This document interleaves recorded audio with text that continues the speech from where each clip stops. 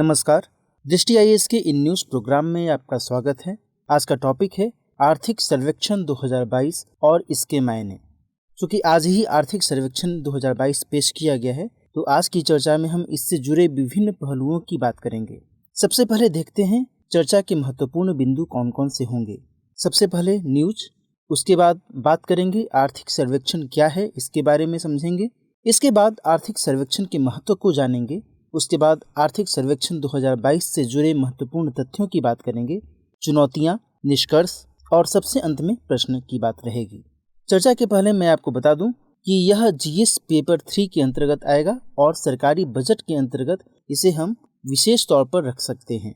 तो आइए आज के सेशन की शुरुआत करते हैं और देखते हैं न्यूज क्या है। Budget 2022 know what is economic survey, it's history, significance and purpose के कॉन्टेक्स्ट में यह न्यूज आई है।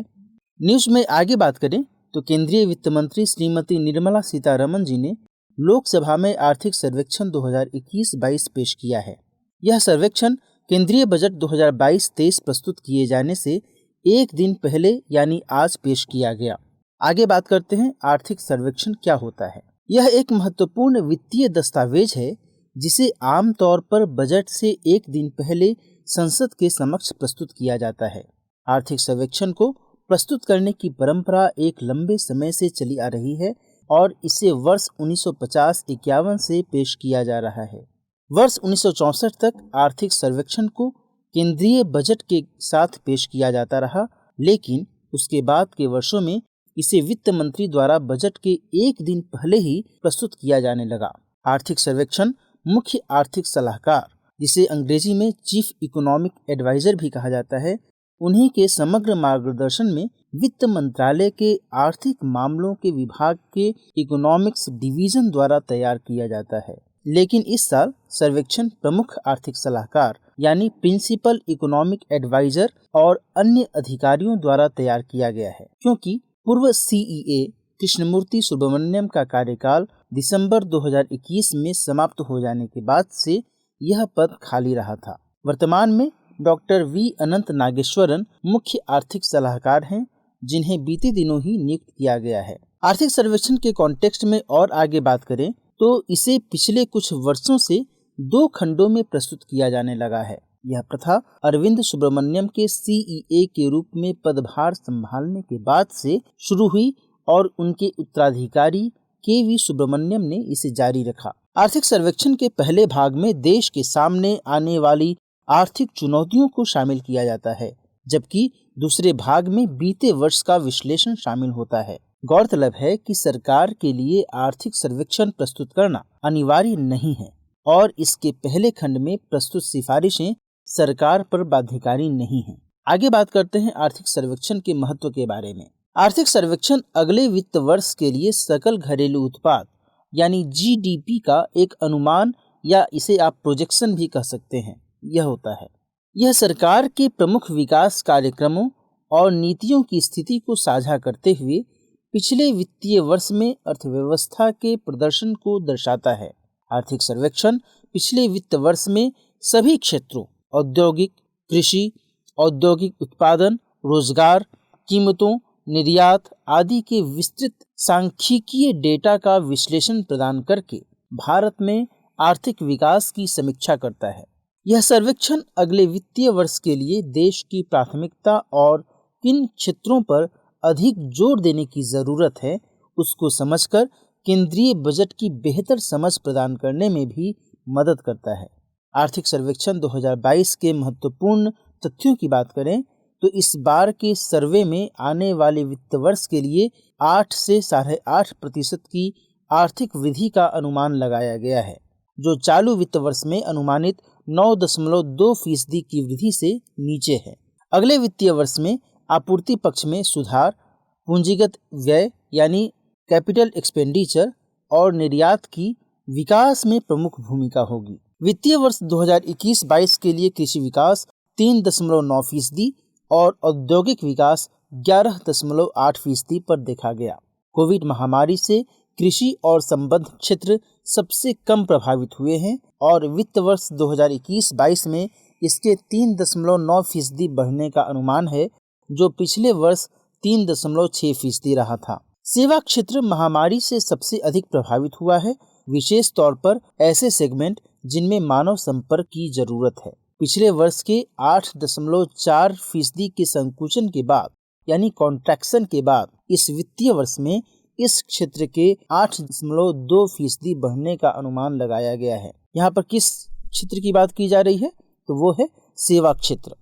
सरकारी खर्च से महत्वपूर्ण योगदान के साथ 2021-22 में कुल खपत में 7.0% की वृद्धि होने का अनुमान है।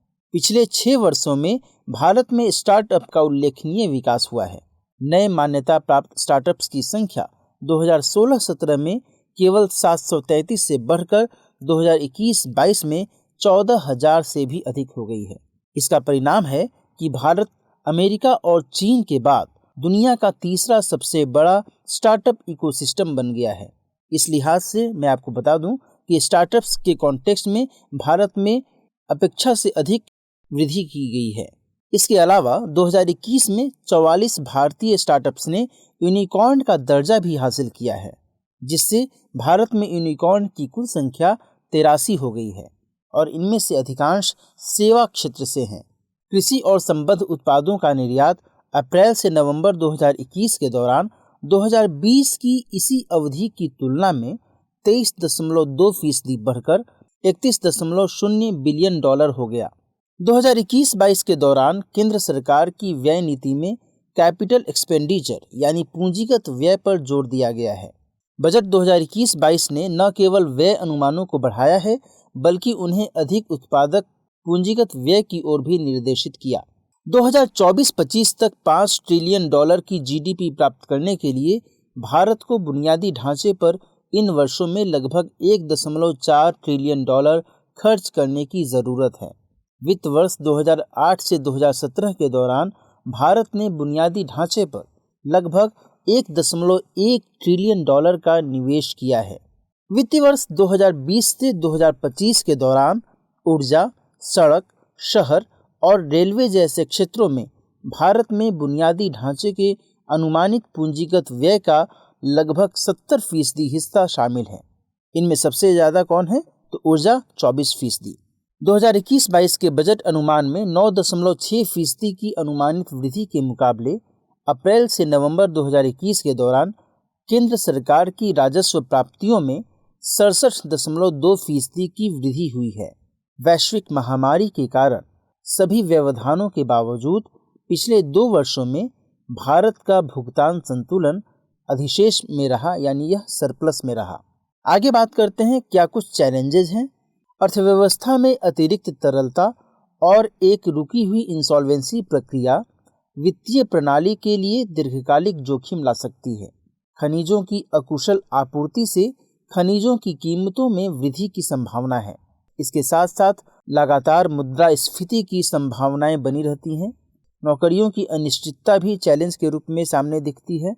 इसके अलावा सीमांत किसानों की उत्पादकता में सुधार करने की ज़रूरत भी जान पड़ती है और इसके साथ साथ अर्थव्यवस्था के सभी क्षेत्रों के विकास में संतुलन की चुनौती भी है। आगे बात करते हैं निष्कर्ष की। सर्वे से आने वाले बजट को समझने में सहायता मिलेगी। आने वाला बजट महामारी के बाद भारतीय अर्थव्यवस्था के महत्वपूर्ण क्षेत्रों को ध्यान में रखकर बनाया जाएगा, जिनकी जानकारी हम आर्थिक सर्वेक्षण के जरिए प्राप्त कर सकते हैं। अब नोट करते हैं आज के सेशन पर आधारित प्रश्न है, आर्थिक सर्वेक्षण क्या है? इस साल के सर्वेक्षण के प्रमुख बिंदुओं पर चर्चा करते हुए बताइए कि बजट प्रस्तुत किए जाने से पहले इसे पेश करने के क्या निहितार्थ हैं। आज के सेशन में इतना ही। मिलते हैं नेक्स्ट सेशन में नए टॉपिक के साथ। तब तक के लिए नमस्कार।